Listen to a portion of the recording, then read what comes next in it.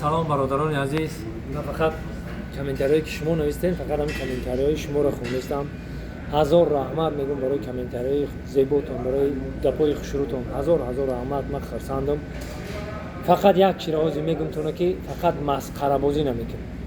مسخره بازی در سر دیگه کار و فعالیت نمیکنم. مسخره بازی نمیکنم. هیچ که من بسیار پرسپوس کردم برای مسخره بازی.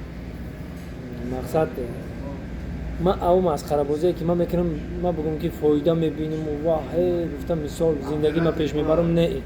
من فقط تنها برای تسلای دل همه کودکایی که میان در سر میخندن، من برای همه مسخره بازی میکنم. نکم که دیدم ای او میگن که فایده تا ضرر فرق نمیکنه، من نه فهمیدم که در همین مسخره بازی فایده ما ضررم فرق نمیکنه. اون خندوندن که کودکا رو میخندونم نه سبب بوده، مقصد نه. باز میگن هر کی خندوند یتیمی خسته رو باز یا به جنتی در بسته رو.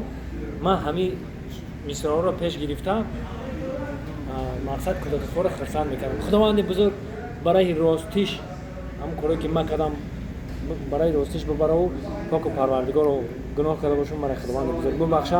دیگه مسخره بازی نمیکنم. تمام برادرای عزیز، من مقصد فقط باز نوشتن که همین دیوانگی تا با میکنی. مقصد چی گفتنیم؟ اگه همین اینترنت میدروی اولش خدا خودش خدا پر دنگ و دیوانه بالتو گای که همین پر شده هم کرد دنگ و دیوانه. نوبت به ما هم نمیرسه.